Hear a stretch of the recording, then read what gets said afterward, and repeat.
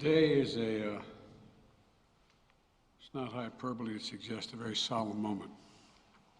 Today, the Supreme Court of the United States expressly took away a constitutional right from the American people that it had already recognized. They didn't limit it, they simply took it away. That's never been done to a right so important to so many Americans, but they did it.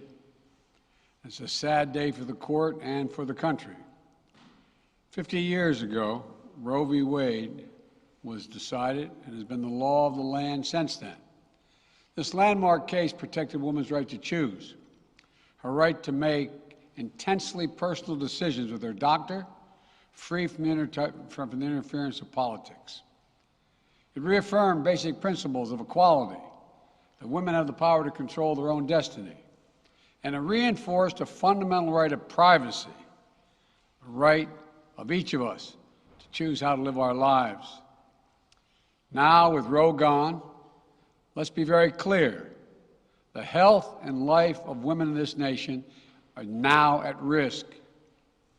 As chairman and ranking member of the Senate Judiciary Committee, as vice president and now as president of the United States, I've studied this case carefully. I've overseen more Supreme Court confirmations than anyone today, where this case was always discussed. I believe Roe v. Wade was the correct decision as a matter of constitutional law and application of the fundamental right to privacy and liberty in matters of family and personal autonomy. It was a decision on a complex matter that drew a careful balance between a woman's right to choose earlier in her pregnancy and the state's ability to regulate later in her pregnancy. A decision with broad national consensus that most Americans of faith and backgrounds found acceptable, and that had been the law of the land for most of the lifetime of Americans today. And it was a constitutional principle upheld by justices appointed by Democrat and Republican presidents alike.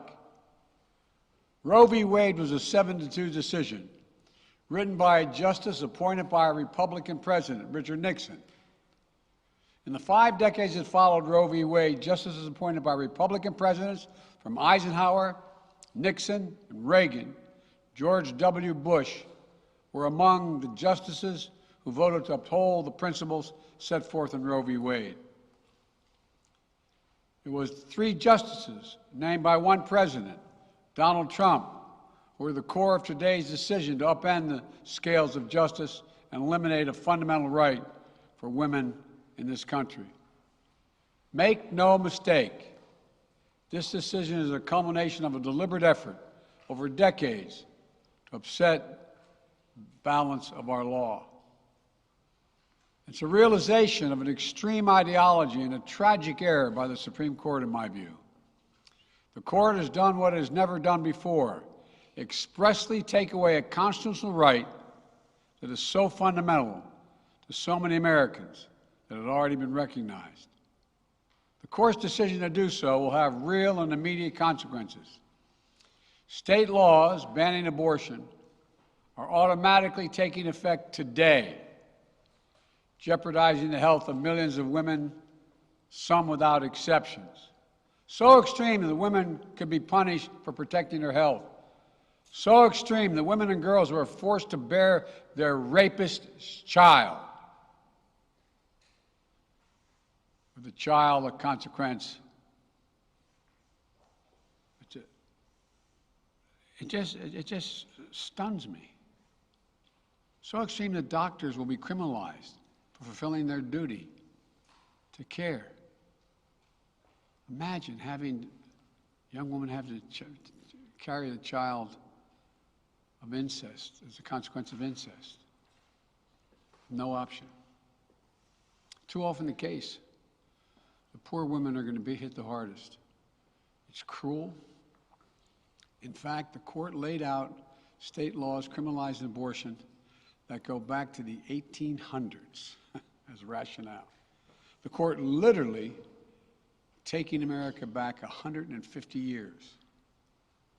This is a sad day for the country, in my view. but it doesn't mean the fight's over. Let me be very clear and unambiguous. The only way we can secure a woman's right to choose, and the balance that existed, is for Congress to restore the protections of Roe v. Wade as federal law. No executive action from the president can do that. And if Congress, as it appears, lacks the votes to do that now, voters need to make their voices heard.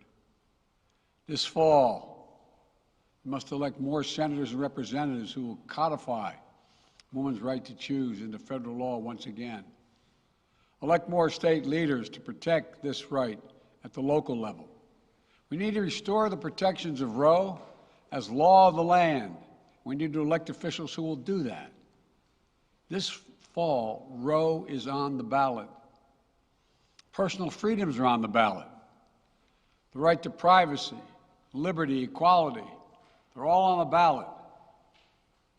Until then, I will do all in my power to protect a woman's right in states where they will face the consequences of today's decision. While the court's decision cast a dark shadow over a large swath of the land, many states in this country still recognize a woman's right to choose. So, if a woman lives in a state that restricts abortion, the Supreme Court's decision does not prevent her from traveling from her home state to the state that allows it.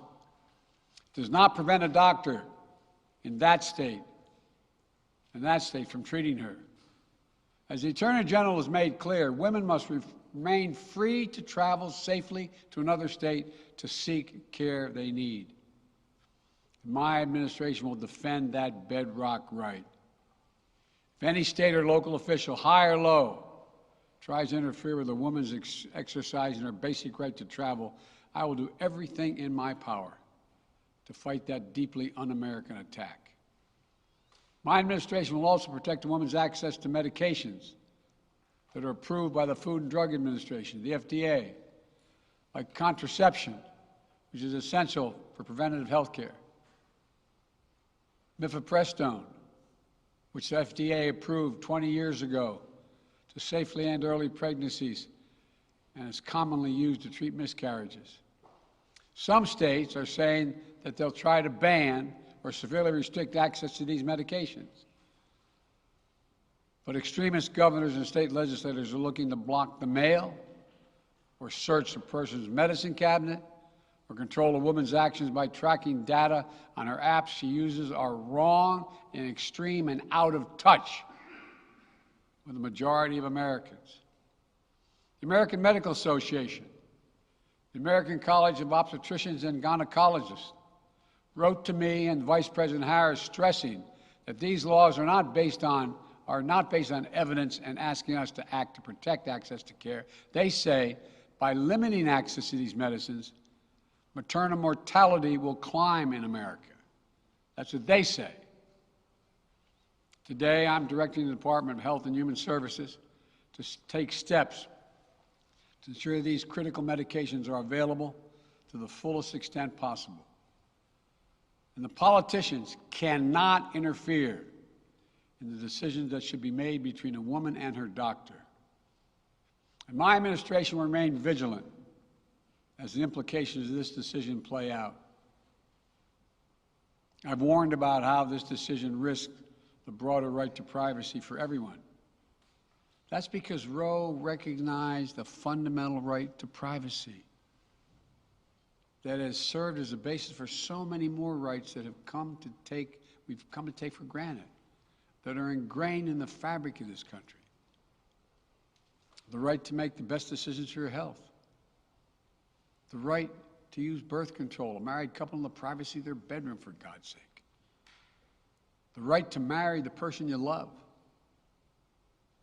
Now, Justice Thomas said as much today. He explicitly called to reconsider the right of marriage equality, the right of couples to make their choices on contraception. This is an extreme and dangerous path the court is now taking us on. Let me close with 2 points. First, I call on everyone, no matter how deeply they care about this decision, to keep all protests peaceful. Peaceful, peaceful, peaceful. No intimidation. Violence is never acceptable. Threats and intimidation are not speech. We must stand against violence in any form, regardless of your rationale.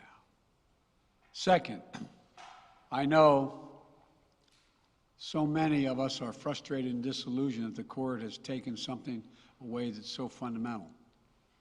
I know so many women are now going to face incredibly difficult situations. I hear you. I support you. I stand with you.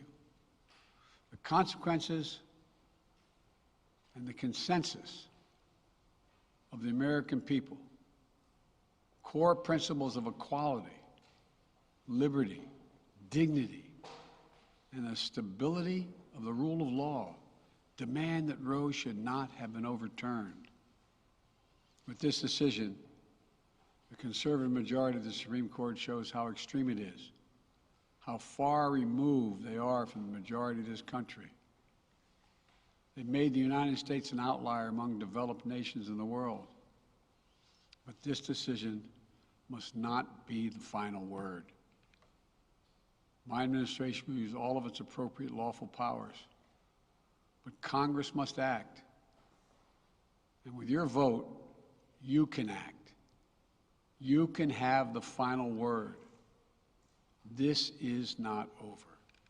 Thank you very much. More to say this in weeks to come. Thank you. Mr. President, do you still have confidence in the court? Do you still have confidence in the court, Mr. President? Do you want to see term limits on the Supreme Court?